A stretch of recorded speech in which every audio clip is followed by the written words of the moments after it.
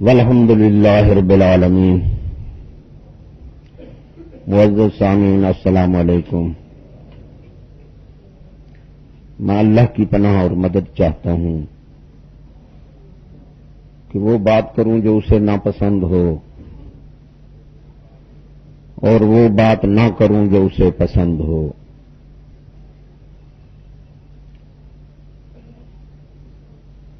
معزز سامعین، بسم اللہ سے اعوذ باللہ جو پہلے ہے مقدم رکھی گئی ہے، اس کی کیا حکمتیں تو بہت ہوں گی۔ ایک حکمت یہ ہے کہ اعوذ باللہ میں ما سوی اللہ کا انکار ہے اور بسم اللہ میں اقرار ہے، یعنی جب تک کفر باطل کا انکار نہ کیا جائے اقرار فائدہ نہیں دیتا۔ اس لیے اللہ کی توحید ایک اعلی مسئلہ ہے، اس میں بھی اللہ نے اعوذ باللہ کو پہلے رکھا اور بسم اللہ کو بعد میں رکھا۔ اس کا مطلب یہی ہے کہ اعوذ باللہ میں انکار ہے ما سوی اللہ کا اور بسم اللہ میں اقرار ہے۔ اسی طرح جب ہم کفر کی مخالفت نہیں کریں گے ہمیں دین کی موافقت فائدہ نہیں دے گی۔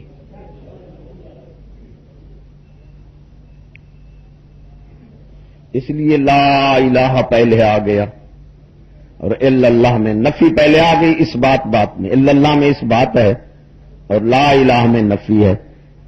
لا الہ نہ ہی کہیں الا اللہ کہتے رہیں تو تب تک ہم مسلمان نہیں ہو سکتے۔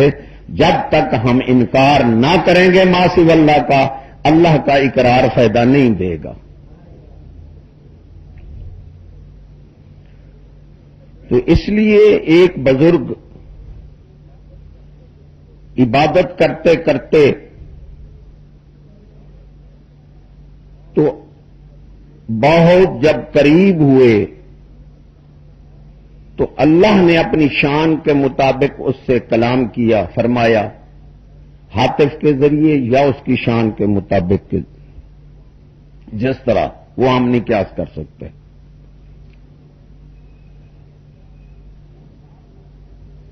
بعض لوگ کہتے ہیں کہ اللہ نے کلام تو کیا پھر اور کلیم اللہ کیوں نہ ہوئے؟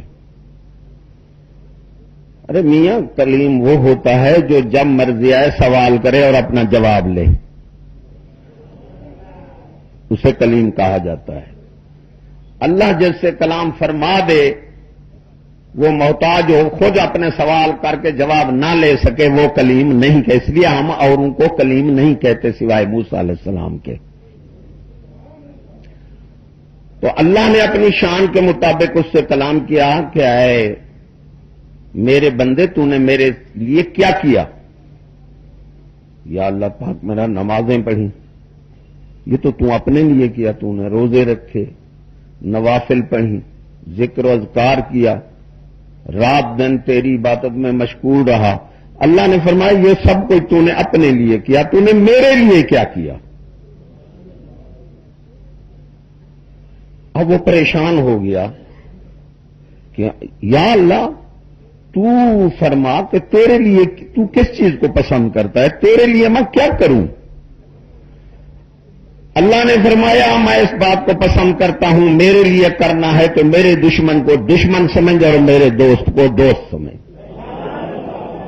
وہ عبادت تیرے لیے ہے، یہ میرے لیے ہے۔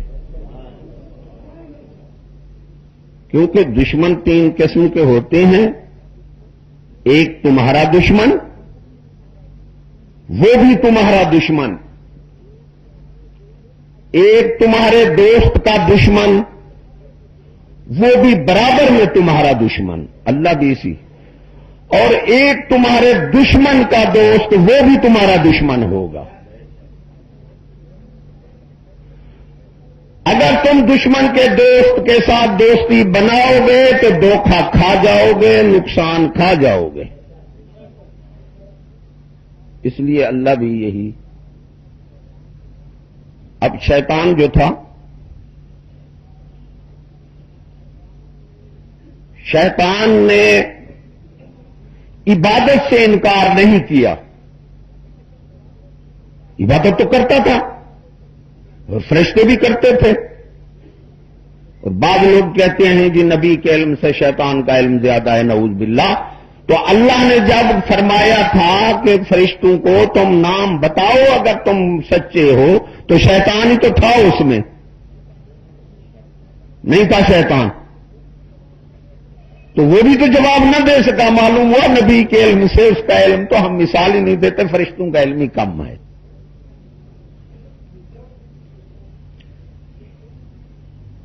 تو اس نے اللہ کے دوست کو نہیں مانا اور خلافت کو نہیں مانا. خلافت جو ہے یہ عبادت سے ہوتی تو فرشتے تو بہت عبادت کرتے تھے. اگر یہ عبادت اس لیے اللہ کو معبود مانتا تھا، اللہ کو حاکم نہیں مانا اس نے، کہ حضرت آدم علیہ السلام کی خلافت جو تھی، حکومت تھی، وہ اصل میں اللہ کی حکومت تھی. اس لیے جو شخص خلافت کا منکر ہے، مسلمان کی حاکمیت کا منکر ہے، وہ کہتا ہے مسلمان کا حاکم ہونے کا کوئی حق نہیں. ارے اللہ نے کسی کو عبادت معبود ہونے میں نائب بنایا ہے؟ سمجھدار لوگ کے ہیں. اللہ نے معبودیت میں کسی کو نائب نہیں بنایا، خلافت میں نائب بنایا ہے. عبادت تو وہ بھی کرتا تھا، لیکن اس نے کہا اس بندے کا حق نہیں ہے، نبی کا حق خلافت کا نہیں ہے. سجدہ نہیں کیا. تو جو لوگ خلافت کو نہیں مانتے، اس لیے اللہ نے فرمایا کہ اللہ و رسول وَأُولِي الْأَمْرِ مِنْكُمْ. وہ منکم سے وہ ہے جو اللہ اور اللہ کے رسول کے حکم کے موافق حکم کرے، اس کی اطاعت واجب ہے. جو خلافتی اللہ پہلے آتی اور رسول ہی پہلے آئے. جس کی اطاعت سے اتی اللہ کے رسول چلا جاتا ہے، اس کی اطاعت حرام ہے. کیونکہ بادشاہ خلیفہ جو ہے نائب ہے، اور نائب وہ ہوتا ہے جو اپنے مالک کے حکم کے مطابق اپنے اختیارات کا تصرف کرے. مسئلہ بہت لمبا ہے، یہی مسئلہ چھیڑ دے تو ٹائم ختم ہو جائے گا. نائب، اب آپ کسی دکان پر آپ نائب بٹھا دیتے ہیں، اس پر اختیارات سارے ہوتے ہیں، لیکن وہ نائب تب رہے گا جب نے اپنے اختیارات، اپنی طاقت کا تصرف تمہارے کہنے پر کہے گا. آپ کے ادھار نہ دیں، وہ ادھار دیتا رہے، وہ نائب نہیں رہے گا، مالک بن جائے گا.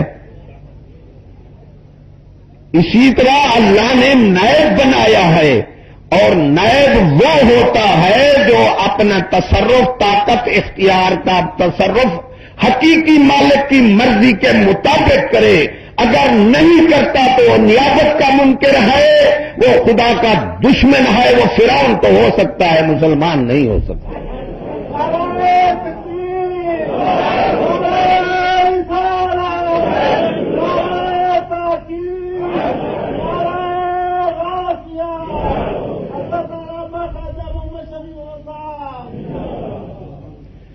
اب اس پر مسئلہ اور ایک بھی بتا دوں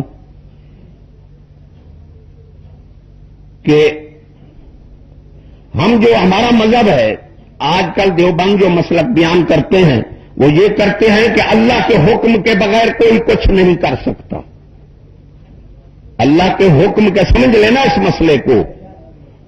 میں تمہیں صوفیہ کرام کے مسلک سے آگاہ کروں گا، اور اولیاء کرام جو ہیں نا، وہ مریدین تعلق داروں کو حقیقت سے پہلے آگاہ نہیں کرتے، کہ اسے پتہ ہی نہیں ہوتا.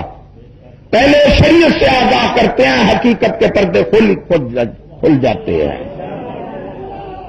جس طرح ایک بچہ ہے، آپ وہ نماز پڑھتا ہے یا علم پڑھنے جاتا ہے، اسے آپ کہیں آپ پڑھیں، بڑے عالم بن گئے، روزی لگی، اسے کوئی خبر نہیں. اسے آپ کہیں یہ علم پڑھے، یہ تجھے پوڑیا شکر کی ہے، یہ 5 روپے ہے، وہ فوراً مان جائے گا. کیونکہ اس کا تعلق نہیں، اسے پتہ ہی نہیں. جب وہ زیادہ پڑھے گا اسے آنکھیں کھل جائیں گی، پھر وہ پوری کی ضرورت ہی نہیں ہے اس کو. اس لیے جو اللہ والے ہیں مریدین کو یا ان کے تعلق دار جو لوگ ہیں ان سے حقیقت سے پہلے آگاہ نہیں کرتے.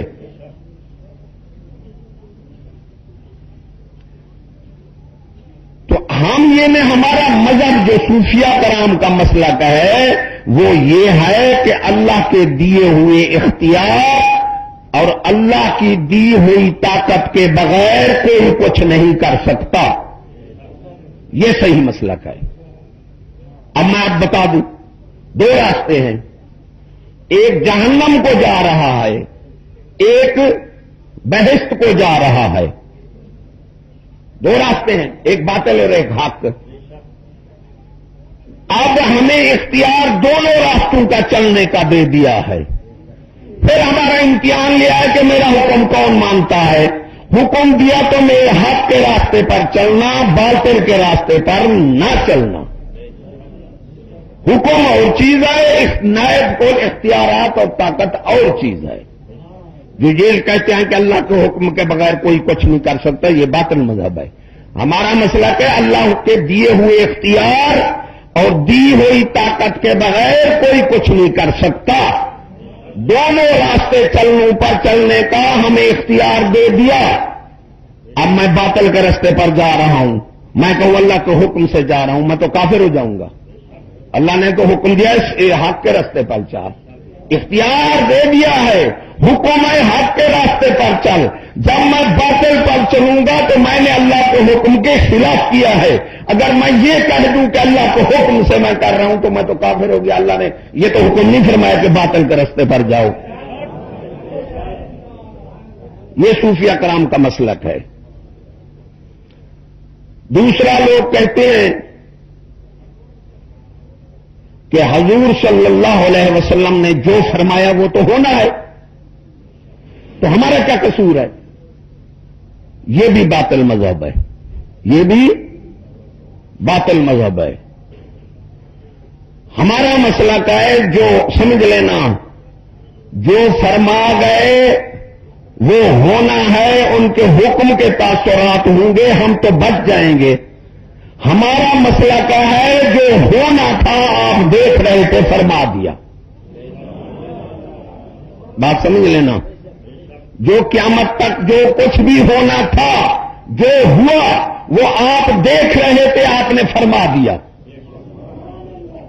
یہ دو مسئلے ذہن میں رکھ لینا.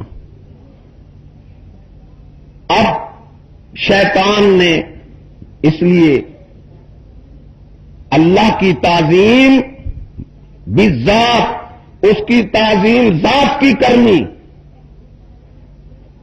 اللہ کی تعظیم فی الامر، یہ دونوں فرض ہیں. وہ ذاتی طور مالک ہے. شیطان نے کہا میں حضرت آدم کی تعظیم نہیں کرتا، میں اس کو سجدہ نہیں کرتا. اس کو یہ نام اور آپ کو پتہ نہیں تھا کہ آدم علیہ السلام کا سجدہ حقیقت میں اللہ کی تعظیم فی الامر ہے. تعظیم بالذات دعویٰ ہے اور تعظیم فی الامر اس بات ہے. میں دعویٰ کرتا ہوں کہ میں اس کا یار ادبگار ہوں، ادب گزار ہوں، میں بہت تعظیم کرتا ہوں، لیکن جو حکم کہے میں الٹ کہوں تو میں نے تعظیم دعوے میں جھوٹا ہو گیا کہ اس بات اس میں تھا. اس لیے انبیاء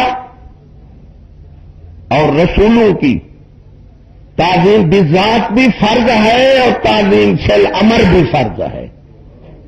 یہ حکم نہیں مانیں گے تو ہمارا تعظیم بالذات کا دعویٰ جھوٹا ہوگا. اس لیے عوام الناس کا مذہب یہ ہے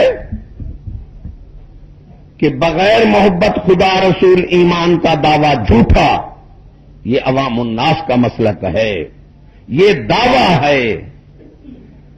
اور اولیاء کرام کا مسلک کیا ہے کہ بغیر فرما برداری خدا رسول محبت کا دعویٰ جھوٹا. بات پھر سمجھ لینا، بغیر محبت خدا رسول ایمان کا دعویٰ جھوٹا. جو خدا رسول سے محبت نہیں رکھتا وہ ایمان کا دعویٰ کرتا ہے، وہ جھوٹا ہے اپنے دعوے میں. اور بغیر فرما برداری خدا رسول محبت کا دعویٰ جھوٹا. جو حضور اللہ اور اللہ کے رسول کا حکم نہیں مانتا وہ محبت کا دعویٰ کرتا ہے، وہ دعوے میں جھوٹا ہے. اس لیے حضرت علی کا قول ہے کہ جو کسی سے محبت رکھتا ہے اور اس کا حکم نہیں مانتا تو وہ دعوے میں جھوٹا ہے. تو پہلے ہمارا بچاؤ جو ہے وہ توبہ میں ہے. پہلے توبہ کی عبادت آدم علیہ السلام نے زمین پر کی ہے، اور بے نیاز وہ ہے کہ 300 سال روتے رہے ہیں. ہم تو کہتے ہیں جو منہ سے نکلے مان جائے. 300 سال 5 بندے دنیا میں بہت روئے. حضرت آدم علیہ السلام اپنے دانے کھانے پر توبہ کرنے پر بہت روئے 300 سال. اور بخشے کیسے گئے؟ حدیث پاک میں ہے حضور صلی اللہ علیہ وسلم کا واسطہ دیا تو بخشے گئے. اس لیے مجھے ایک دیوبند کہنے لگا کہ حضور صلی اللہ علیہ وسلم اللہ کے حکم کے بغیر کچھ نہیں دیتے. جانے لگا. میں نے کہا جا نہیں، میری بات بھی سن کے جا. حضور صلی اللہ علیہ وسلم اللہ کے حکم کے بغیر کچھ نہیں دیتے. تو بھی حضور صلی اللہ علیہ وسلم کا دروازہ پاک چھوڑ دے، اللہ بھی کچھ نہیں دیتا. جا مانگتا پھر.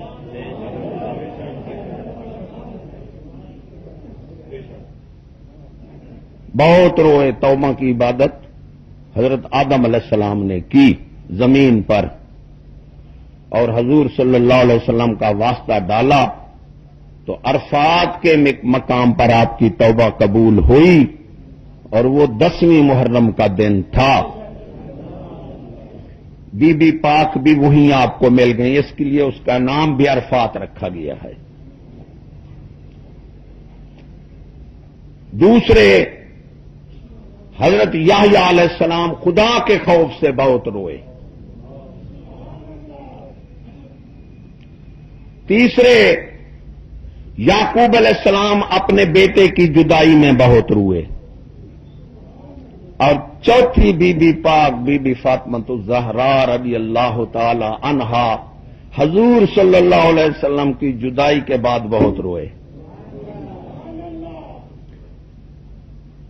اور پانچویں زین العابدین واقعہ کربلا کے بعد بہت روئے. یہ 5 بندے بہت روئے ہیں. اللہ نے فرمایا آدم علیہ السلام تو مجھے پہلے واسطہ ڈال دیتا ہے اس کا تو میں تجھے پہلے ہی معاف کر دیتا. تجھے کیسے پتہ لگا؟ یا اللہ پاک میرا، میں جہاں بھی بہشت میں دیکھتا تھا جہاں تیرا نام تھا وہاں تیرے حبیب کا نام تھا، اس لیے میں نے سمجھا کوئی ہے اللہ کا بہت ہی محبوب جس کا نام اپنے نام کے ساتھ ہر جگہ لکھا ہوا ہے.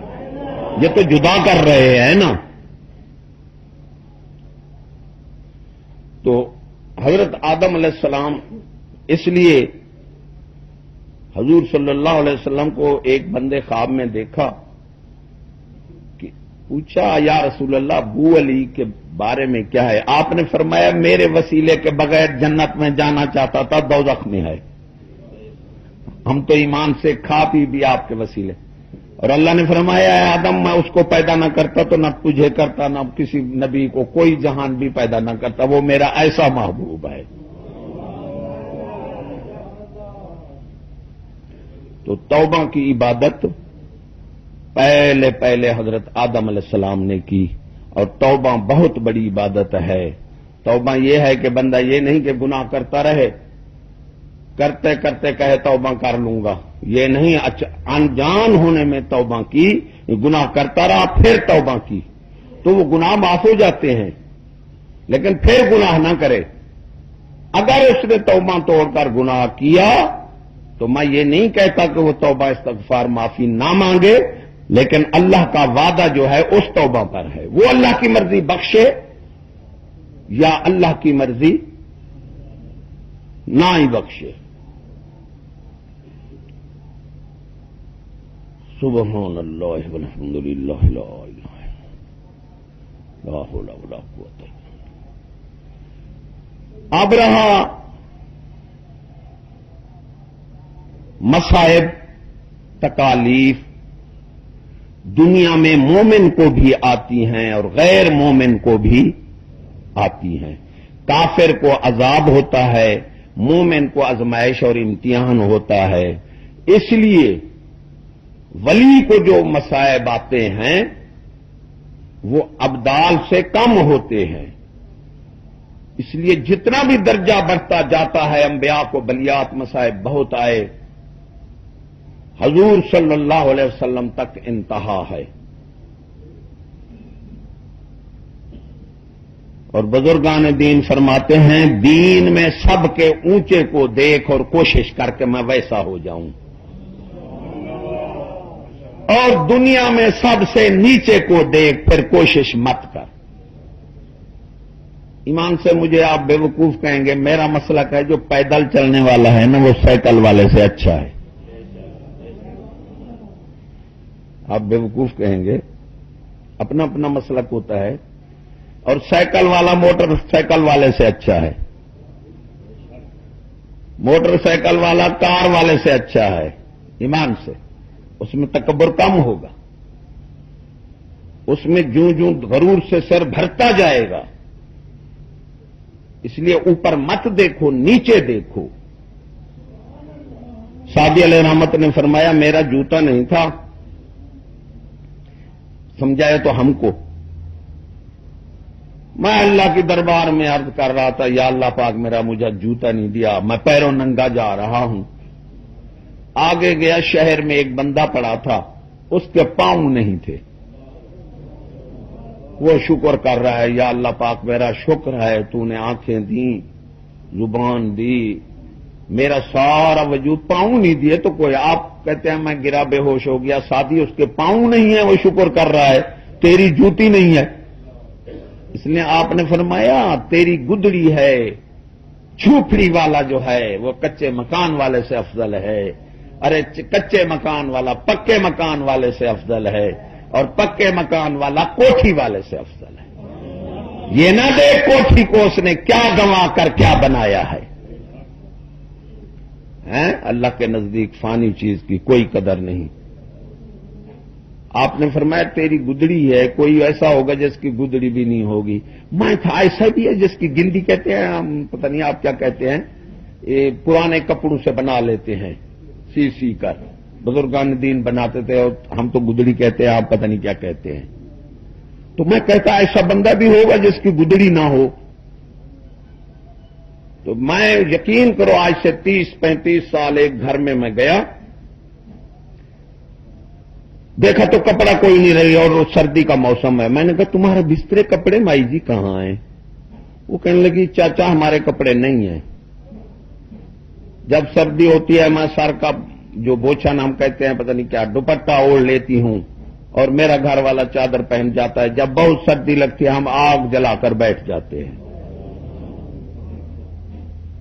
اس لیے دین میں سب کو اونچے کو دیکھ، اور دنیا میں سب کو سب سے نیچے کو دیکھ، تب ایمان بچے گا، کیونکہ یہ جہان فانی ہے، اور فانی چیز کی اللہ کے نزدیک کوئی قدر نہیں۔ ارے کوٹھی والے کا مکان بھی قبر ہے، اور مومن کا وہاں تخصیص ہو جائے گی،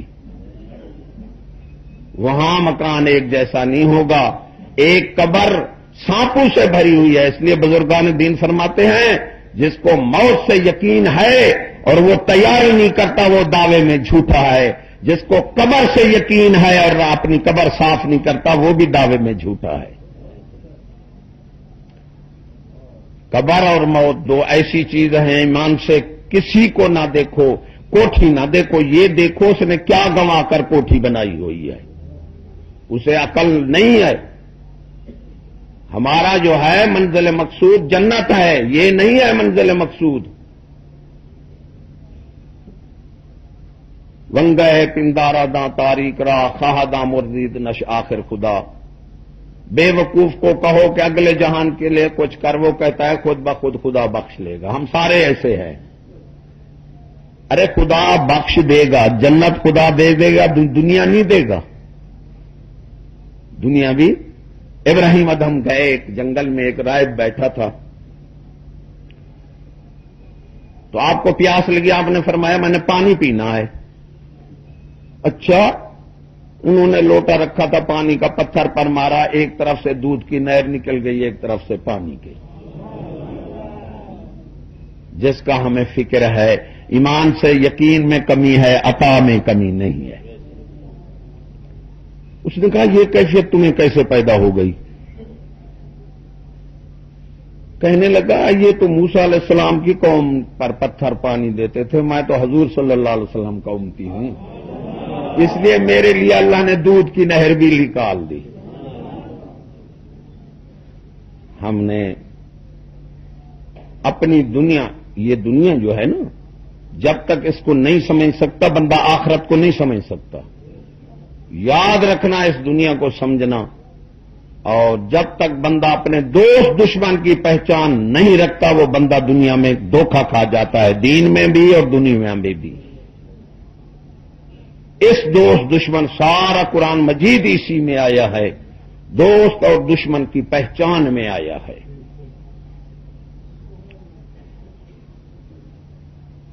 اللہ کا قانون جو ہے، اللہ وما تشاءون الا ان یشاء اللہ رب العالمین، اللہ تبارک و تعالی جو چاہتا ہے وہی کرتا ہے. اگر کوئی ہماری چاہت نہ بھی ہوئی تو ہم یہ نہیں کہیں گے. اب یہ بتاؤ، نبی رات کو دعویٰ کرتا ہے کہ میں ہر بیوی کے ساتھ سوؤں گا اور ہر بیوی سے بیٹا پیدا ہوگا، قرآن مجید میں ہے. لیکن اللہ نے ایک لڑکا دیا، وہ بھی لنگڑا. کیا ہم نبی کی شان کو نہیں مانیں گے؟ وہ مالک ہے، مان لے، نہ مانے تو اس کو ہم چھوڑتے نہیں. اسی بات کو اس کو کہاں چھوڑ جا سکتے ہیں؟ یہ جو مباہلہ ہے، اس کے بارے میں حاضر ہوا ہوں کہ چشتی صاحب کی غیرت نے یہ سب کچھ کروایا، اور میں ان کی غیرت کو کم کرنے کی دعا نہیں کرتا. ایک بزرگ تھے، ان کے پاس ایک سالک بیٹھا تھا. جو سالک جو ہے نا، کہ سالک بے خبر نہ بود راہ رسم منزل نہ مولا. سالک منزل کے راستے سے بے خبر نہیں ہوتا، بخوبی جانتا ہے. پیر کے پاس بیٹھا ہے، کہتا ہے مجھے ایسی غیرت ہے کہ میں چاہتا ہوں جو زنا کرتے ہیں، نماز نہیں پڑھتے، میں کئی بار مجھے اجازت دو، تلوار لے کر میں کہتا ہوں ان کو قتل کر دوں.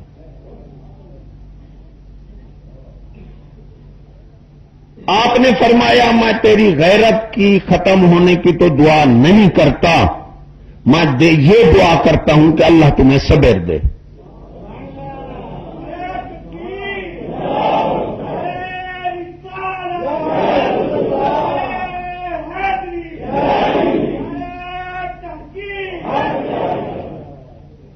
یہ چشتی صاحب کی غیرت ہے، عوام سے دوستی ہے کہ یا اللہ ایسا رونما واقعہ تبدیل ظاہر کر دے کہ لوگ یک لخت دین پر آ جائیں.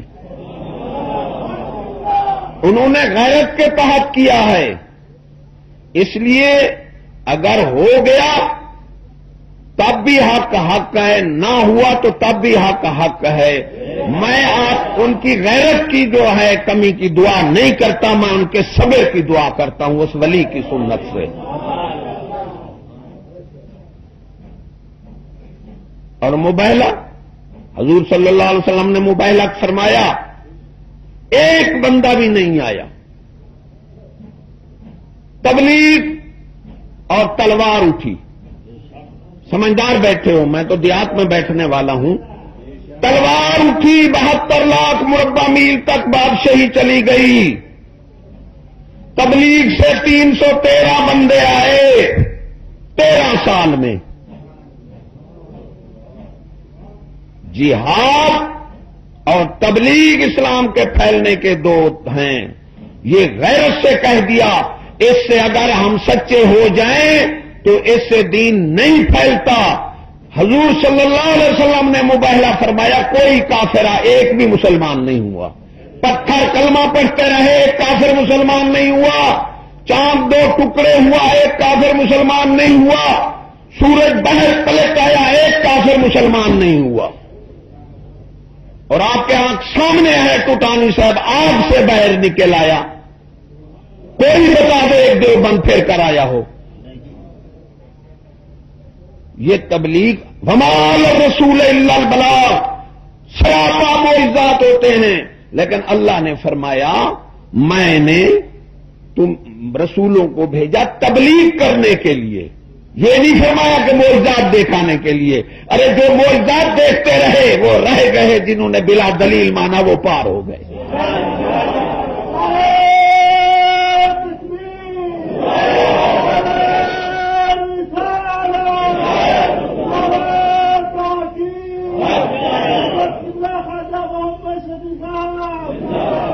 یہ مباہلے اور مناظرے جو ہیں کم تھوڑے ایمان والوں کے لیے ہیں. تھوڑے. حضرت عیسیٰ علیہ السلام سراپا معجزہ تھے. کافروں کے سامنے کئی مردہ زندہ کیے. قرآن مجید ہے. گھر جو رکھ کر آتے تھے پوچھتے تھے ہمارے برتن فلاں میں کیا ہے فلاں میں کیا ہے, آپ سب کچھ بتا دیتے تھے. قرآن مجید ہے. مٹی کی مٹی پڑتے تھے پھونک مار کر کہتے تھے میرے سچ ہونے کی دلیل ہے, پرند بن جاتا تھا. مردہ زندے ہو جاتے تھے. کوڑی اندھے وہ جو ہوتے تھے کوڑی اندھے وہ تندرست ہو جاتے تھے. لیکن بندے وہی بنے 12.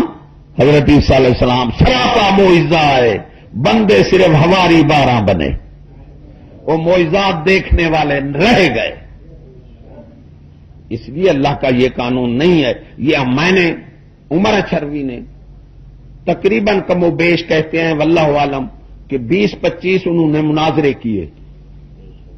بہت بڑے بریلوی عالم تھے. لیکن صبح کو آ جاتا تھا وہ کہتے تھے جلوس نکال دیتے تھے ہمارا عالم جیت گیا, وہ کہتے تھے ہمارا عالم جیت گیا. تقریباً 300 مناظرے ہوئے ہیں. کوئی مجھے دکھاؤ. بات وہی ہے. ہر جماعت اپنے دلائل سے اپنی قوم کو قائم کر رہی ہے. بات وہی تبلیغ والی رہی ہے. ایمان سے کہو آپ سمجھدار ہو کسی مناظرے کا اثر ہوا؟ اور اس وقت جو مناظرہ تھا وہ کچھ اور طرح کے لوگ تھے. آج تو جھگڑا اور فساد ہے.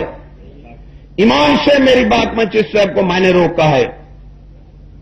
اگر چشت صاحب جاتے وہاں جھگڑا ہو جاتا اور کوئی فائدہ بھی حاصل نہ ہوتا. اس لیے تبلیغ جو پھر مناظرہ مباہلہ کب ہوتا ہے؟ آپ سمجھدار لوگ ہیں, شہری لوگ ہیں. جب تبلیغ مؤثر نہ ہو. ارے ہم اللہ کا شکر ادا کریں اور چشتی صاحب کے غیرت کو ہم بڑھنے کی دعا کریں اور صبر کی تلقین کریں کہ ہمیں تبلیغ مؤثر اثرات دے رہی ہے.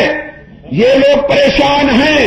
ہمیں اللہ کا شکر ادا کرنا چاہیے کہ اللہ نے ہماری تبلیغ کو اتنا مؤثر کیا کہ بڑے بڑے عالم کو ٹائم نہیں ملتا اور چشتی صاحب کی کوئی تاریخ فارغ نہیں ہے. ہمیں مناظرے اور مباہلے کی کوئی ضرورت نہیں ہے. صرف چشتی صاحب کی ایک امنگ تھی, چشتی صاحب کی ایک غیرت تھی. ارے جنگ احد میں اللہ نے شکست دے دی صحابہ کو. اللہ نے یہ دیکھا کہ میں فتح دیتا ہوں میرے ساتھ رہتے ہیں, یہ شکست میں بھی میرے محبوب کے ساتھ رہتے ہیں. تو کافر کہنے لگے بس تمہارا نبی سچا ہوتا تو تمہیں شکست آتی. کیا مسلمان اس میں ذری کم ظرف ہوئے؟ مسلمانوں پر کوئی فرق نہیں رہا. کافر خوشیاں کرتے رہے کہ ہم جیت گئے. اگر نبی سچا ہوتا تو اللہ نے آزمایا موسیٰ علیہ السلام کی قوم, فرعون, بہت جابر, اللہ جسے اونچا کرتا ہے کر دیتا ہے، وہ بھی آزماتا ہے۔ دیکھو کم آپ کو مسلمان کی فتح، ہمیشہ مسلمان دنیا میں تکالیف شہید ہوتے رہے ہیں، کم مسلمانوں کو ظاہری فتح نصیب ہوتی رہی ہے، اکثر مسلمان ظاہری طور شکست میں رہے ہیں۔ یہ جو فرعون تھا، دیکھو اللہ تبارک تعالیٰ جس کو ہم تخت کو، ارے خدا کی قسم، اللہ کی بے فرمانی میں بے وقوف لوگ ہیں، کروڑوں سال کی بادشاہی بھی وارے نہیں کھاتی، یہ تو بے وقوف ہے۔ یہ فرعون جو تھا یہ اصفہان کے رہنے والا تھا اور بالکل غریب تھا، مزدوری کرتا تھا، وہاں اسے مزدوری اچھی نہیں ملی، وہ مزدوری کی غرض سے شام آیا، وہاں بھی اسے اچھی مزدوری نہیں لگی، پھر گیا، پھر مصر آ گیا۔ مصر وہاں دیکھا تو خربوزے اور تربوز جو تھے بازار میں بہت مہنگے تھے اور باہر بہت سستے تھے، تو اس نے کہا یہی کام کر لوں، خربوزے اور متیرے لیے، راہ میں جو حکومت کے آدمی تھے آج کی طرح، وہ ایک ایک لیتے، وہ شہ بازار میں گیا، ایک تربوز بچا، اسے معلوم ہو گیا کہ بازار میں آنے تک یہ مہنگے اس لیے ہیں کہ یہاں پہنچ ہی نہیں سکتے، راہ میں بھیڑیے کھا جاتے ہیں۔ تو پھر وہ ایک قبرستان کا مزاور بن گیا، جو قبر کھودے 5 روپے لے لے۔ اسی طرح اس نے بہت سے پیسے جمع کیے، ایک امیر آ گیا، اس نے اپنے دفن کیا، اس نے پیسے مانگے، انہوں نے پکڑ کر بادشاہ کے پیش کر دیا۔ بادشاہ نے کہا تو نے میری اجازت کے بغیر کیوں یہ کام کیا؟ وہ نامراد چلاک تھا، مکار تھا۔ اس نے کہا بادشاہ سلامت، اگر یہ کام نہ کرتا تو تیری طرف کیسے پہنچتا؟ میں تو تیری محبت میں غرق تھا، میں نے کسی طرح اس کے پاس پہنچا۔ یہ پیسے لے، تو سارے پیسے اسے دے دیے۔ بادشاہ کو کہا مجھے چھوٹی موٹی نوکری دے دے، میں اچھا کام کروں، یہ تیرے سارے جو ہیں یہ ظالم ہیں، لوٹ رہے ہیں، قوم کو کھا رہے ہیں۔ تو بادشاہ نے اسے نوکری دے دی، اس نے کچھ کام لوگوں کی حمایت کا کیا تو اسے پھر بڑی نوکری مل گئی، حتیٰ کہ بادشاہ مر گیا، لوگوں نے اسے بادشاہ بنا دیا۔ تو پہلے بادشاہ بنا، بجائے جس طرح آج ہمیں امارات ہیں، پہلوں کو بجلی نہیں تھی، بسیں کاریں نہیں تھیں، ہمارے پاس ہیں، تو ہمیں چاہیے یہ تھا کہ ہم اللہ کا زیادہ شکر ادا کرتے، زیادہ عبادت کرتے، یہ نہ کہ ہم زیادہ بے فرمان ہو جاتے۔ اس نے خدا کی نعمت کی، کافر جو تھا نا شکری کی، اس نے کہا مجھے سجدہ کرو۔ پہلے حامان نے سجدہ کیا، حامان کے بعد پھر بنی اسرائیل نے سجدہ نہیں کیا، انبیاء کی اولاد جو تھی، انہوں نے کہا ہم تجھے سجدہ نہیں کرتے، تو بہت ظلم کیے انہوں نے، بہت قتل کیے۔ پھر حامان بولا ان کے مردوں کو تو قتل کرے، ہمارا نوکر کون بنے گا؟ اللہ نے اسے اتنا تکالیفیں دیں ان کو، بنی اسرائیل کو، ان کے بچے قتل ہوتے رہے۔ پھر موسیٰ علیہ السلام کا واقعہ بہت لمبا ہے، اس طرف میں نہیں جاتا، میں ایک نقطہ بیان کرنا چاہتا ہوں کہ بنی اسرائیل کو اللہ نے فرعون سے نجات دی۔ من یہدہ اللہ فلا مضل لہ ومن یضللہ فلا ہادی لہ۔ اللہ فرماتا ہے جو بے ایمان ہے، قرآن مجید ہے، میں آسمان کے دروازے کھول کر سب کچھ دکھا دوں پھر بھی نہیں آئے گا، اور جو آنا ہے وہ نبی کی تبلیغ سے آ جاتا ہے۔ ایمان سے کہو بنی اسرائیل نے فرعون اور فرعونیوں کو غرق ہوتے آنکھوں سے دیکھا نہیں دیکھا؟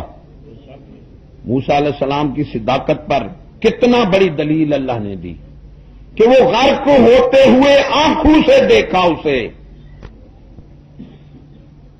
لیکن فرعونیوں کو جو اللہ نے غرق کیا ہے، ان کی عورتوں کو بھی باقی رکھا ہے اور ساز و سامان کو بھی باقی رکھا ہے۔ کیوں؟ بنی اسرائیل کی عورتوں سے وہ ظلم کرتے تھے، بنی اسرائیل نے اللہ کے لیے تکالیف اٹھائی تو اللہ نے انعام کیا کہ ان کے عورتوں اور مال کا مالک ان کو بنا دیا. ہو سکتا ہے جس سے ہم نے مباہلہ کیا ہے. اب لوگ یہاں ایک سوال نبی کے بارے میں اٹھاتے ہیں کہ فرعون نے کہا ہے موسیٰ علیہ السلام میں تیرے رب کو مانتا ہوں مجھے بچا لے. تو اللہ نے فرمایا جب مجھے عرض کر دیتا تو میں بچا لیتا، وہ مالک ہے. اب یہاں کہتے ہیں کہ حضرت موسیٰ علیہ السلام نے نعوذ باللہ رحم دلی نہیں کی. موسیٰ علیہ السلام جن کیا تھا وہ عین رحمت تھی، عین رحم تھا. رحم کردن بربداں جو رست برنے کا. موسیٰ علیہ السلام جانتے تھے اگر میں اس کو بچا لوں تو پھر وہی کام کرے گا جو کرنے تھے، کیونکہ بدماش جو ہے نا اسے عذاب آئے وہ اس سے نصیحت نہیں پکڑتا، جب چلا جائے پھر اکڑ کر رہتا ہے. اس لیے موسیٰ علیہ السلام نے انہیں سے غرق ہونے، کیوں جو 5-6 عذاب پہلے آ چکے تھے، پانی خون بن چکا تھا، ٹڈی ان کے بہت سے عذاب، بارش آئی 8 دن وہ ڈوبے رہے تو اللہ نے بہت سے عذاب بھیجے. وہ قوم جب عذاب ہٹتا پھر وہی کام کرتی. اس لیے مفسرین لکھتے ہیں جو موسیٰ علیہ السلام نے کیا وہ بھی ٹھیک کیا، جو اللہ نے فرمایا وہ بھی صحیح ہے.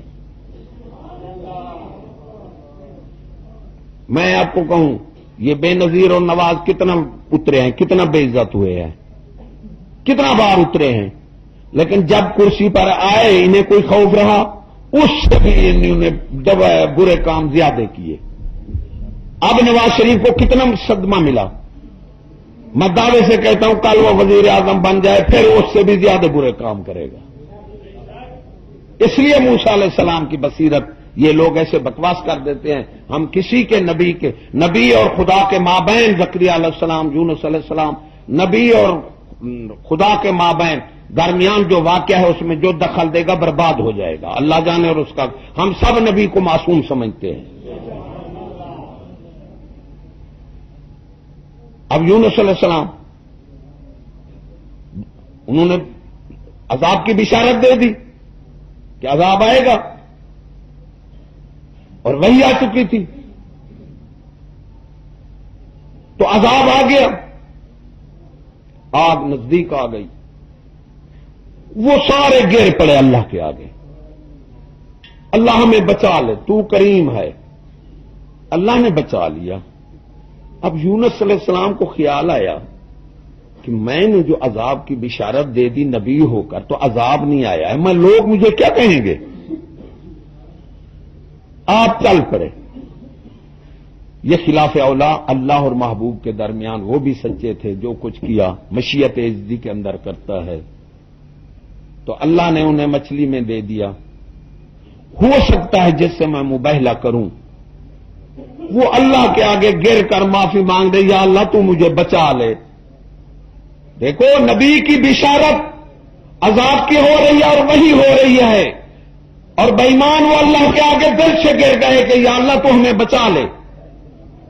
تو نبی کی بشارت چلی گئی، اللہ نے انہیں بچا لیا. اور یہی تھا کہ اللہ اگر موسیٰ علیہ السلام نے دعا مانگی تھی ان کے غرق ہونے کی، اللہ فرماتا ہے اگر فرعون مجھے پکار لیتا میں اسے بچا لیتا. وہ مالک ہے، کوئی ہمارے پاس وہی تھوڑی ہے نہ یہ ہمارے حق کی دلیل ہے. اور بہت دانا لوگ بیٹھے ہیں.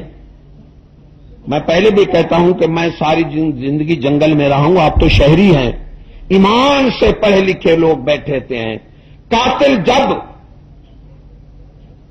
چور جب جج کے آگے یہ اعتراف کر لے کہ میں نے چوری کی ہے، میں نے قتل کیا ہے،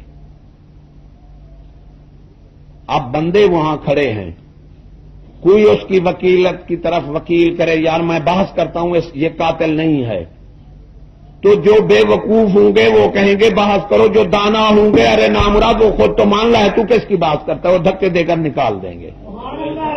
ایسا ہے بھائی، ایمان سے کہنا ہے بحث. جب چور اعتراف کر لے کہ میں چور ہوں، اس کی نہ بحث ہے نہ اس کا مناظرہ ہے، وکالت بھی نہیں ہے. ہم خوشامد سمجھیں گے، بے ایمانگی سمجھیں گے. ارے چشتی صاحب کوئی نے آپ کو بات کیا، خود بات کرتا ہے. ارے سارے تعلیم والے جنہوں نے نصاب دیا جو پڑھا رہے ہیں، جن سے نصاب آیا، وہ چور کہتے ہیں کہ واقعی ہم چور ہیں، یہ مسلمانوں کی بربادی کے لیے ہم نے بنایا ہے۔ اب اس پر نہ وکالت ہے، نہ مباحثہ ہے، نہ کوئی دلیل ہے، نہ مبالغہ ہے۔ ان کو ہم منوانے کی ضرورت نہیں، یہ خوش آمدی بے غیرت ہیں۔ وزیر تعلیم نے بیان دیا ہے کہ جن مدرسے دینی مدارس سے تخریب کار پیدا ہوتے ہیں، ہم ان کو دفن کر کے رہیں گے۔ دفن کتنا سخت الفاظ ہے۔ ارے لاکھوں میں ایک خراب ہو تو دینی مدرسے دفن ہو رہے ہیں، ارے لاکھوں کے لاکھیں درندے اور ظالم ہیں تو سکولوں کو بڑھا رہے ہو۔ یہ کہاں کا انصاف ہے یار؟ کوئی تو اٹھ کر کھڑا ہو، ماسٹر بیٹھا ہو ادیب کہ سکولوں سے شریف پیدا ہو رہے ہیں، کوئی تو اٹھ کر کھڑا ہو۔ ایمان سے دعوے سے کہتا ہوں تعلیم کے ساتھ، ہم تو اس کو تعلیم نہیں کہتے۔ العلم فریضۃ، کان کھول کر سن لو، الف لام جہاں آتا ہے اسم معرفہ بنتا ہے، نکرہ نہیں بنتا۔ میں تو ان پڑھ بندہ ہوں۔ علوم تو 45 32 33 ہیں۔ اعلی علم حضور صلی اللہ علیہ وسلم نے کہا، فرمایا تو اعلی علم قرآن سنت کا علم ہوگا۔ جس طرح کتاب کوئی کتاب نکرہ ہے، الکتاب قرآن مجید ہوگی، الکتاب اور کتاب نہیں ہو سکتی۔ اس لیے مولانا روم صاحب نے فرمایا مثنوی شریف میں علم قرآن تفسیر و حدیث است، ہر کے بجودی خاند خبیث است۔ فرمایا علم قرآن تفسیر حدیث ہے، جو اس کے سوا پڑھے گا خبیث بن جائے گا۔ ایمان سے کہو نالی میں 1000 بندہ پیشاب کرے تو انعام لے گا؟ اتیب اٹھ کر مجھے جواب دے۔ نالی میں 1000 بندہ پیشاب کرے کوئی تعجب نہیں کرے گا، شور نہیں پڑے گا۔ دودھ میں قطرہ پیشاب کا ڈالو، شور پڑ جائے گا۔ ارے ظالم علم وہ ہے کہ مولوی سے گناہ ہوتا ہے تم بھی کھڑے ہو جاتے ہو، اخبار بھرے پڑے ہیں۔ اور یہ لوٹیں کوٹیں، حرام کھائیں، ظلم کریں، ستم کریں، بے غیرتی کریں، ان کا کوئی نام نہیں لیتا۔ معلوم ہوا یہ نالی کا پانی ہے، علم ہے بھی نہیں۔ پھر ہے تعلیم، تحریری علم، حساب کتاب کا علم اور تحریری، یہ فرض کفایہ ہے، وہ فرض عین ہے۔ تحریری علم، حساب کتاب کا علم اور تحریری، یہ فرض کفایہ ہے، وہ فرض عین ہے۔ یہ ہر پر فرض نہیں، اور کتنا فرض ہے یہ بھی؟ یہ فرض ہے باقاعدہ عقائد جاننا، ہر مسلمان پر فرض ہے۔ فرائض واجبات سنن مؤکدہ کا جاننا بھی ہر مسلمان پر فرض ہے۔ ان کے ادائیگی کے طریقے، حرام حلال، شادی پر حیض نفاس کا مسئلہ اور طلاق کا مسئلہ، یہ فرض ہے۔ اگر بیوی حیض کا مسئلہ نہیں جانتی تو مرد کا حق ہے اس کو بتائے، اگر نہیں بتاتی تو اس کا فرض ہے کہ عالم کے پاس جا کر پوچھے، یہ بھی فرض ہے۔ یہ تعلیم جو ہے یہ تحریر فرض کفایہ ہے، اور بزرگان دین فرماتے ہیں جو فرض عین چھوڑ کر فرض کفایہ پڑھے گا وہ درندہ ظالم بن جائے گا۔ فرض عین چھوڑ دیا، فرض کفایہ کو لگا ہوا ہے۔ اور پھر بھی تحریری علم اور حساب کتاب کا جو آج کل بدماشیاں لگی ہوئی ہیں، نصاب ایسے بن چکے ہیں، یہ تو قطعاً کفر اور شرک ہے۔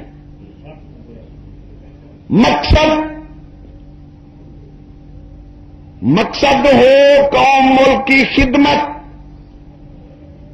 دانا لوگ ہو غلط باتوں میرے منہ پر مار دو، پھر فرض کفایہ بنے گا۔ جب مقصد پیٹ ہوگا تو پھر ہنر اور کسب بنے گا، پھر فرض کفایہ بھی نہیں رہے گا۔ کوئی بندہ اٹھ کر کہے کہ آج کا کسی پڑھنے والے کا یہ مقصد ہے کہ قوم ملک کی خدمت کروں، پیٹ ہی مقصد ہے۔ اس لیے ایسا ہنر اور کسب کہتے ہیں، اور وہ بھی حرام، جس طرح گول شریف علی سرکار نے فرمایا کہ موجودہ تعلیم کسب ہے اور ہنر ہے، اور وہ بھی حرام ہے۔ ایک بزرگ کا شعر ہے، وہ فرماتے ہیں پڑھن بلن کسب جان بئی ترقی جیب جیرا سبق شو پڑھایا کہیں کہیں دے نصیب۔ فرمایا پڑھن بلن کہتے ہیں ہندی میں لکھنے کو، دیوان میں لکھ گئے۔ پہلے لوگ جو تھے، آج سے تقریباً وہ 70-80 سال کا پہلا دیوان ہے، ہندی میں لکھ گئے۔ یہ لوگ تقریریں نہیں کرتے، دیوان ہی لکھ جاتے ہیں۔ تو آپ نے فرمایا پڑھن بلن، بلن کہتے ہیں ہندی میں، فرمایا پڑھن بلن کسب جان بئی ترقی جیب، جیب کہتے ہیں ہندی میں زبان کو، یا زبانی تو بولے گا اور بولے گا۔ جیڑا سبق شو پڑھایا کہیں کہیں دے نصیب۔ فرمایا جو پیر کامل سبق پڑھاتے ہیں وہ کسی کے نصیب ہوتا ہے۔ تو ہم اسے کیا کہتے ہیں؟ ہنر اور کسب۔ ہم تو اسے تعلیم بھی نہیں کہتے۔ تو وہ جو چور ہیں وہ مان رہے ہیں۔ میں ایک سکول میں گیا، میں نے کہا السلام علیکم، ماسٹر بولا کیسے آئے؟ میں نے کہا جناب میں عالموں کی زیارت کرنے آیا۔ ایسے آگ بھی گولا ہو گیا کہ ہم تجھے عالم نظرتے ہیں۔ میں نے کہا ناراض کیوں ہوتا ہے؟ دیوار پر تو سارا علم لکھا ہے، فیل کا فائل ہوتا ہے، علم فیل ہے، جب یہ علم ہے تو پڑھنے والا فائل عالم ہی ہوگا۔ باہر تو ہم روڈ دفتر پر آپ کے عالم دیکھتے ہیں کہ کتے کی طرح قوم کو کاٹ رہے ہیں، بولے کتے کی طرح کاٹ رہے ہیں۔ یہودی نے جو کاٹا ہے، جس کو یہودی کاٹے گا وہ چتا ہی ہو جائے گا۔ میں نے کہا اندر کے علماء کی بھی زیارت کروں، ایمان سے ایسے کر گئے، سارے لڑکے بھی ہنس کر ایسے کر گئے، وہ کسی نے جواب ہی نہیں دیا۔ یہ علم نہیں ہے، علم وہی قرآن اور سنت ہے جس کو وہ بند کر رہے ہیں۔ حیض نفاس کا مسئلہ جو ہے یہ ضروری ہے ہر شادی شدہ پر، اور پہلے لوگ خطبے میں یہی بتاتے تھے، حیض نفاس کا مسئلہ یا طلاق کا مسئلہ۔ حیض جو ہر مہینے عورت کو آتا ہے، 1000 نفل سوا نماز پڑھو، ایک مسئلہ سن لو اس کا زیادہ ثواب ہے۔ حیض جو ہر مہینے عورت کو آتا ہے، اس کی کم از کم مدت 3 دن ہے اور زیادہ سے زیادہ 10 دن ہے۔ 3 دن سے پہلے بند ہو گیا، مرد نہیں جا سکتا، بیماری ہے۔ 10 دن سے اوپر چلا گیا تو مرد جا سکتا ہے، عورت نماز بھی پڑھ سکتی ہے، کیونکہ پھر وہ بھی بیماری ہے۔ 80 دن چھپنے سے پہلے حیض بند ہو گیا، مرد پر عورت پر قضا و فرض ہو جائے گی، نماز نہا کر پڑھ سکتی ہے ٹھیک، ورنہ پھر قضا فرض ہو جائے گی۔ اسی طرح نفاس جو بچہ پیدا ہونے کے بعد آتا ہے، اس کی کم از کم مدت زیادہ سے زیادہ 40 دن ہے۔ 40 دن سے اوپر چلا جائے تو وہ بھی بیماری ہے۔ 40 دن ضروری نہیں ہے، یہ آخری مدت ہے۔ حیض کے درمیان اگر مرد جائے گا عورت کے ساتھ تو نکاح فق ہو جائے گا، جب تک وہ 4 ماہ سے سونا نہ دے یا 4 ماہ سے کی قیمت ادا نہ کرے، بیوی کو ہاتھ نہیں لگا سکتا۔ اس لیے تو حرام کے بیٹے پیدا ہو رہے ہیں۔ نفاس میں بھی یہی عدت ہے کہ بیوی کے پاس جاتا ہے، اگر وہ جا چکا ہے تو توبہ کرے، جتنی بار بھی جا چکا ہے کفارہ 1 دفعہ وہ ادا کر لے اس کا۔ نفاس میں بھی یہی مدت ہے۔ پھر طلاق، یہ طلاق مباح ہے، خدا کو پسند نہیں ہے، شاید طلاق لوگ ضروری کہتے ہیں، یہ مباح ہے، جائز ہے مرد پر اگر دیتا ہے تو، اللہ کو پسند نہیں ہے یہ طلاق، مکروہ فعل ہے۔ پھر طلاق بھی رجعی طلاق دو، یعنی طلاق ہے، عورت غصہ ہو بھی گیا تو 1 بار کہہ دے، بس یہ احسن طلاق ہے، 1 بار۔ اگر مہینے کے اندر بیوی اور مرد آپس میں اتفاق کر لیں، مل جائیں، تو تو نکاح کی ضرورت نہیں رہتی، اسے طلاق رجعی کہتے ہیں، اور طلاق رجعی زندگی میں 2 بار استعمال کر سکتا ہے، تیسری بار کرے گا تو بینہ پڑ جائے گا، اور مہینہ گزر گیا تو بیوی مرد آپس میں نہیں ملے تو بینہ طلاق پڑ جائے گی۔ اس کا فائدہ یہ ہے کہ بیوی اور سے بھی نکاح کر سکتی ہے، اپنے مرد سے کرنا چاہے تو کر سکتی ہے۔ یہ رٹا لگا دیتے ہیں، یہ ساری شیطانی کھیل ہے، تین طلاق اکٹھے دینا بہت مکروہ ہے۔ بھائی ایک سے تیرے سے اگر تو مہینہ نہیں جاتا ہے 1 دے دے، مہینہ یا 2 دے دے، بس یہاں رکھ، بینہ طلاق ہے۔ اگر وہ بیوی تمہارا ہم مغلظہ دے دیتے ہیں پھر پھڑ کر، وہ مغلظہ کا جو ہے نا حلالے کے، یہ نہیں کہ کسی سے سمجھوتا کر لو، اس سے حلالہ نہیں ہوتا، حلالہ بہت مشکل ہے۔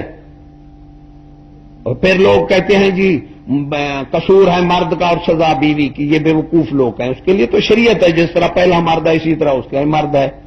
حقیقت میں سزا مرد کو ہے اگر غیرت مند ہے تو۔ یہ ہم سمجھتے نہیں کہ عورت کو سزا ہے، عورت کو سزا نہیں ہے، مرد کو سزا ہے۔ تیسرا مسئلہ ہے زہار کا، یہ بھی فرض ہے شادی والے پر سمجھنا۔ بھی کسی اپنے محرم سے تشبیہ دے دی، اس کے عضو کو ماں سے بہن سے جس سے نکاح نہیں ہو سکتا تو اس نے تشبیہ دے دی، تو جب تک وہ 60 روزہ نہ رکھے یا 60 مسکین کو کھانا نہ کھلائے وہ اپنی بیوی کے ساتھ نہیں جا سکتا۔ یہ ہے شادی والے بیٹھے ہوں گے، اور میں نے اس کو اس دور کا بہت نہایت مسئلہ ضروری سمجھا ہے۔ ایک اور مسئلہ ہے کہ نکاح جو کتابی ہے ایسے لوگوں کو دے دیا ہے جو اسلام سے واقفیت ہی نہیں رکھتے، عالم سے نکاح نہیں پڑھواتے، یہ فتنہ ہے۔ نکاح ہمارا ایجاب قبول ہے، اور اس کا طریقہ یہ ہے کہ ایک وکیل جائے، 2 گواہ جائیں، زور سے وہ پوچھے، گواہ سن رہے ہوں کہ فلاں پتر فلاں کے ساتھ ایوز حق مہر، ارے حق مہر جو، یہ بھی سن لو بات غور سے، حق مہر جو بیٹی کی بناتے ہو نا، وہ ایجاب قبول کے وقت وہی ہو جو ادا کر دو، 500 یا 1000، اس سے اپنا ہی اس کا ایجاب قبول کر لو۔ کتاب میں تم لاکھوں روپے لکھ دو، کوئی بات نہیں، لیکن حق مہر وہ جو مرد اسی وقت عطا کرے، ورنہ عورت کو ہاتھ نہیں لگا سکتا، زنا کرتا ہے۔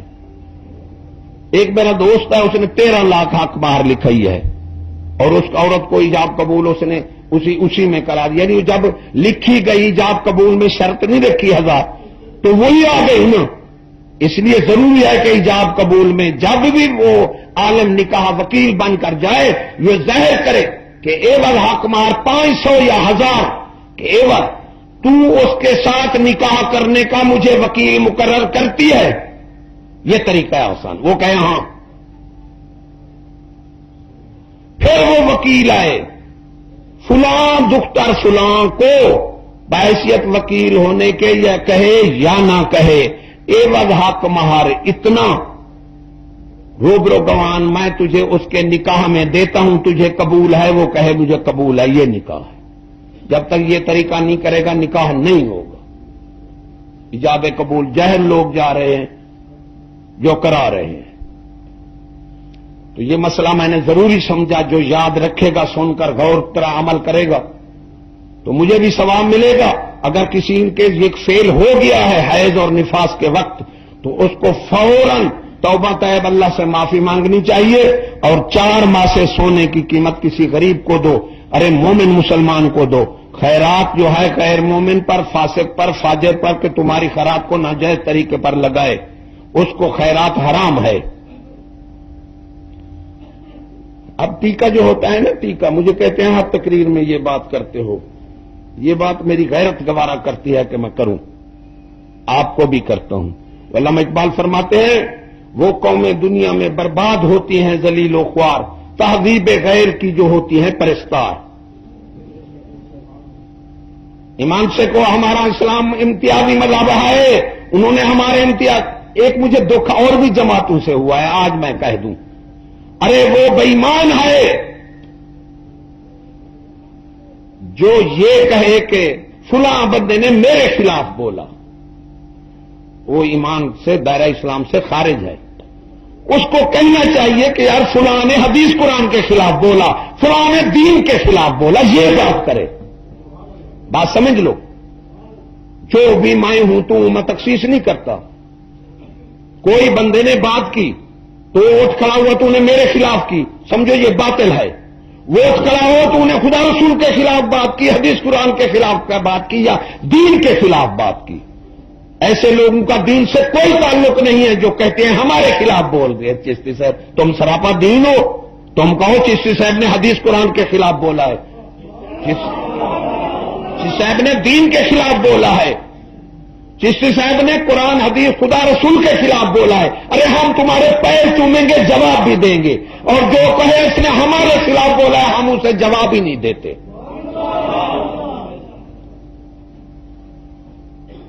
تو ہمارا امتیازی مذہب ہے. ہماری تعلیم بھی غیر رسمی ہے اور ہمارا قانون بھی غیر رسمی ہے، غیر رسمی ہے اور جامع ہے.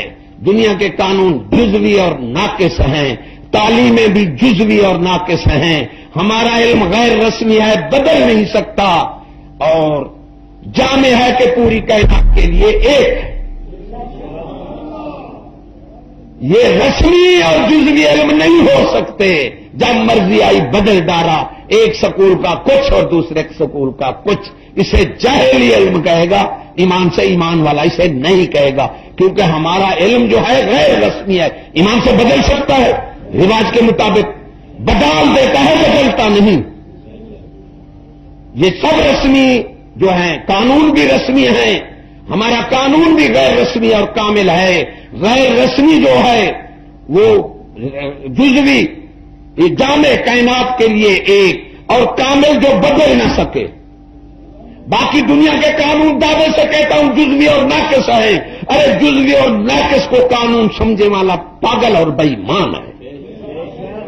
امریکہ کا اور برطانیہ کا اور انگلینڈ کا اور ناقص جب مرضی آئی بدل ڈالا. اسلام کائنات کے لیے ایک ہے ایمان سے، اور بدل سکتا ہے؟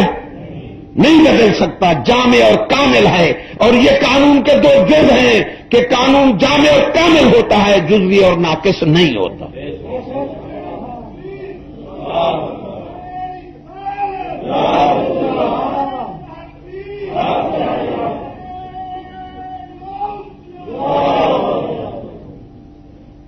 ہمارا مذہب صوفی صاحب، خان صاحب، میاں صاحب، حضرت صاحب، مولانا، چور، ڈاکو، کنجر. ارے چور کو حضرت صاحب کہو گے؟ کسی کنجر کو مولانا کہو گے؟ نہیں کہو گے. یہ امتیازی مذہب ہے. ہر ایک کا نام انہوں نے مرد کے لیے نکالا. سر کہاں ہماری جان نکل گئی. سر میں نے ایمان سے چھوٹے کنجروں کو بڑے کنجر کو سر کہتے سنا، ایمان سے بس. ارے چھوٹے ڈاکو بڑے ڈاکو کو سر کہتے ہیں. چھوٹے کمینے، دلہ، بے غیرت، یہودی، مجوسی سب سر میں آ گئے. اور سر کا معنی میں کرتا ہوں دلہ، بے غیرت، جسے نہ دین کی غیرت ہو نہ عورت کی. ایمان سے سر یہ ایسا الفاظ ہے کہ امتیازی ختم کر دیتا ہے. بے وقوف ہے جو سر پر اکڑ جاتے ہیں. ہوئے جو سر، اسلام میں سر ور کوئی نہیں ہے. پھر آپ کی ہماری مائیں دادی نانیاں مستورات لکھی جاتی تھی. مسلمانوں دین کی بات کرو، موضوع سے باہر نہیں جاتی. یہودی وہاں سے کرتا ہے اور ہر جگہ پھیل جاتی ہے اور کوئی روکنے والا نہیں. اگر چشتی صاحب روک رہا ہے تو اس کو بھی روکتے ہیں کہ تو کیوں روکتا ہے. دادی نانیاں مستورات پرانے لوگ بیٹھے ہوں گے. میں خواتین، خاتون جنت سے تعلق تھا. اس نے کہا یہ خاتون بھی خواتین بھی نہ رہیں. مستورات تو ویسے گئے، پردہ تو ویسے گیا. واجب ہے پردہ. جو گناہ کو جائز سمجھ کر کرتا ہے خدا کی قسم وہ کافر ہے. حضور صلی اللہ علیہ وسلم نے فرمایا جس نے میری سنت ترک کی، پانی پر چلتا ہے، آسمان پر اڑتا ہے، مارو اس کے منہ پر جوتیاں، اللہ کے نزدیک اس کی کوئی قدر نہیں ہے.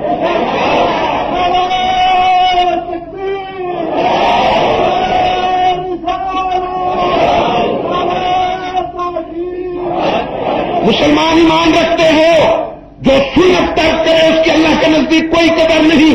حضور صلی اللہ علیہ وسلم نے فرمایا پانی پر تیرے، کیوں دجال بھی مردے زندہ کرے گا، ما فوق الفطرت، اللہ آزماتا ہے، بے دینوں سے بھی باتیں ہو جاتی ہیں۔ اور میں کہتا ہوں جو واجب کا تارک ہے وہ کہاں اس کا دین ہے، کہاں ایمان ہے، پردہ باپ کے نزدیک فرض ہے، ارے واجب ہونے میں کسی کا شک نہیں، ارے ولی تو مستحب نہیں چھوڑتا، اور مستحب حویلی کا تالا ہے، جب مستحب چھوڑے گا چور اندر آ جائے گا، اور سنت جو ہے مکان کا تالا ہے، جب سنت چھوڑے گا چور اندر، ڈاکو چاندی بھی لوٹ لے گا، سونا بھی لوٹ لے گا۔ تیرے واجبات ایسی چیز ہے، وہ تو اندر تیرے توڑ کر گیا ہے تالا، تو سنت کون سی رکھی ہوئی ہے؟ خدا کی قسم واجب کا تارک قریب کفر کے جا پڑتا ہے، اور جو اس کو جائز سمجھتا ہے وہ دائرہ اسلام سے خارج ہے۔ پردہ واجب ہے یار، کسی کو شک کو توڑ کر کھڑا ہو جائے، اور سنت مؤکدہ واجبات، سنت مؤکدہ اور واجبات اور فرائض میں کام مومن کو بھی چھٹی نہیں ہے، یہ ہمارا مذہب ہے۔ اب انہوں نے نکالا لیڈیز ہے، خاتون جنت سے نا، لیڈی ڈینا دنیا کی یہودن کنجری بھی لیڈی ہو گئی، مجوسر بھی لیڈیز ہو گئی، سب لیڈیز، لیڈی ڈینا سے تعلق بن گیا، خاتون جنت سے نا، ہم خاتون نہیں ہیں، ہماری عورتیں کہتے ہیں ہم لیڈیز ہیں، لعنت لیڈیز پر۔ جب لیڈیز ہے اس نے بندے کا بیٹا پیدا کرنا ہے، ابو ڈیڈی، ماں لیڈی، اولاد ٹیڈی، میں معاشرہ کرتا ہوں ہر جگہ کہتا ہوں، ایمان سے ٹیڈی ہے نا، مراد ننگے پنگے چھوٹے قمیص والے پھر رہے ہیں۔ انکان قمیص ہو کتا بن دوبرن، قمیص کا ذکر ہے تو دونوں پردے آ گئے الماری، اس نے کہا پینٹ پتلون قمیص بیچ میں ڈالو یا چھوٹے چولے پاؤ، شو کے سودے کو تو ڈھانپ دیتا ہے، ڈبل روٹی باہر سے نظر آتی ہے۔ لعنت ایسی قوم پر جو یہودی، جس کو ماں کی پہچان نہیں، بہن کی پہچان نہیں، خدا رسول کا بڑا دشمن ہے، اور وہ یہودی کی تہذیب کو اونچا سمجھتا ہے۔ سب لیڈی ٹیڈی بن گئے، اب لڑکیاں بھی کس کے سلوار پہن رہی ہیں، اور خدا کی قسم آنکھیں سیکھو مسلمانوں، اللہ نے مومن جو ہے مثبت اور منفی اثرات دونوں دیکھتا ہے ماحول کے، کافر جو ہے مثبت دیکھتا ہے، منفی نہیں دیکھتا۔ اس ماحول کے یہ اثرات دیکھو کہ اگر ٹیڈی لباس آ گیا تو کوئی جوان نظر آتا ہے؟ لڑکے مرغے تو لڑکیاں مرغی، توجہ سے تو دیکھو، مطلب تو ان کا عقل کیا ہے جب وہ سلوار کس کے رکھتے ہیں، مرغی کی ٹانگ آیا سے کہتے ہیں فرشتہ، میں سمجھتا ہوں بھی بگائے، ارے ماں ان کو دیکھ کر رو رہا ہوں، وہ عقل رہی ہے، خدا عقل دے۔ ایمان سے اللہ نے جوانیاں کھینچ لی، شوگر، کینسر، پتھری، ہسپتالیں۔ سن 50 میں ہم ٹی بی والے کو دیکھنے گئے تھے کہ کیسا ہوتا ہے، یہ بیماریاں تھیں نہیں، اگر بس تیز آ گئی تو اللہ نے فرشتے کو بھی تیز آ گیا، تو 40-50 سے آگے جا کر دیکھنا تو نوجوان نہیں جا سکتا، اللہ نے عمریں کم کر دی۔ دین اگر ہمارا ادھر چلا گیا تو اپنی وہی خاتون، یہ لیڈی میڈی چھوڑو، جتنا ہو سکے اپنے دوستوں کو کہو یہ سارا اور لیڈی کا الفاظ جو یہ چھوڑ دو، یہ یہودیوں کا ہے، ہمارا نہیں ہے۔ پھر ایک بات دوسری بھی کر دیتا ہوں میں، یہ دو باتیں میں، جس طرح بیماری ہونا ہر جگہ وہی ٹیکہ لگتا ہے، بار بار لگتا ہے نہیں لگتا، اس لیے آپ محسوس کریں گے کہ پہلے بھی شاید آپ کو میں نے سنایا تھا، پھر بھی میں دوہرا دیتا ہوں، شاید نیا بندہ آیا ہو۔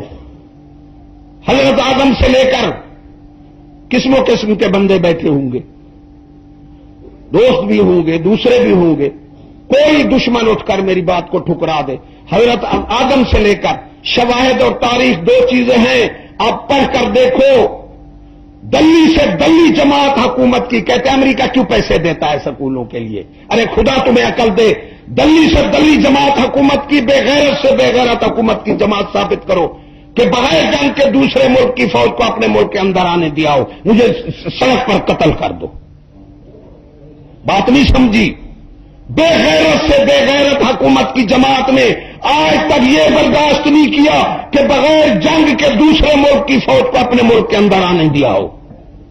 یہ بے غیرت سے بے غیرت دلی سے دلی جماعت حکومت کی برداشت نہیں کرتی، نہ کیا۔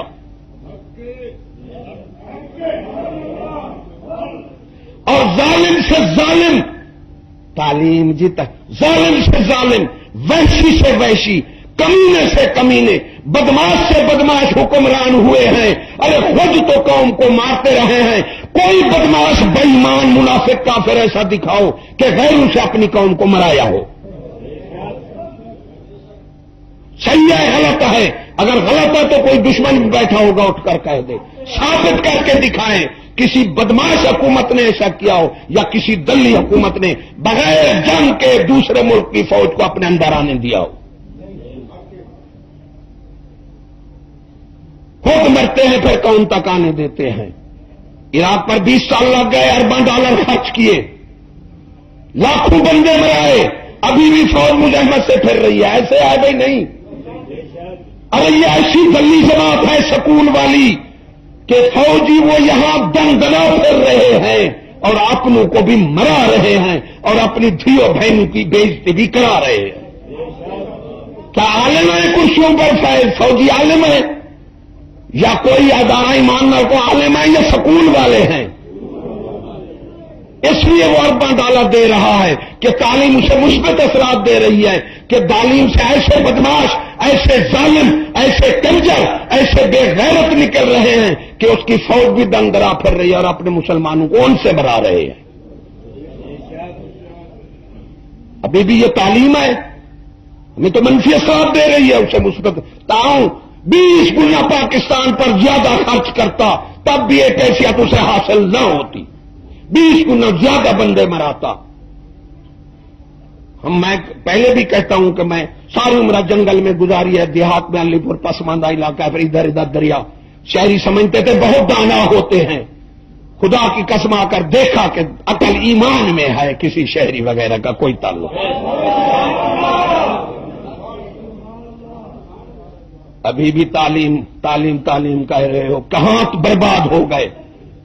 مسلمان کی دھی مشترکہ ہوتی ہے اور قوم کی بیٹیاں حکومت کی بیٹیاں ہوتی ہیں. اگر غیرت مند ہے، بے غیرت ہے تو اسے چھوڑ دو. یا اپنی دھیوں بہنوں سے بےعزتی کرا رہے ہیں، اپنوں کو مروا رہے ہیں. فوج دن دن دنا پھر رہی ہے مسجدوں میں یہ بوٹ پہن کر. وہ کلیسا میں تو جاؤ آپ، یہ گیا ادھر، انہوں نے ادھر ان کے پاس، انہوں نے گائے سے پیشاب کے ساتھ اس کی قبر کو دھویا. دیکھو کافر ہیں پھر بھی غیرت ہے. پوری امت مسلمان اکٹھے ہو، تم پورا زور لگاؤ اور بن ڈالا، اسے سلوار پہناؤ، مجھے قتل کر دینا. اس کو پھر بھی اپنے مذہب کی غیرت ہے. یار ہم کیسے بے غیرت ہو گئے. تعلیم ان کی، تہذیب ان کا، قانون اس کا، سب کچھ تعلیم سے فکر بنتا ہے. مسئلہ اور فکر سے قانون بنتا ہے اور قانون سے تہذیب پھیلتی ہے. الفاظ جو میں کہوں جامع ہیں، ان کی جو ہے پھر تفصیل بہت زیادہ ہے. تو وقت ہو گیا. اللہ تبارک تعالیٰ میرے چند کلمے جو میں نے کہے، ضرورت سمجھی میں نے، تو اللہ منظور کرے. سنتے جس نے پڑھنی ہے پڑھ لیں.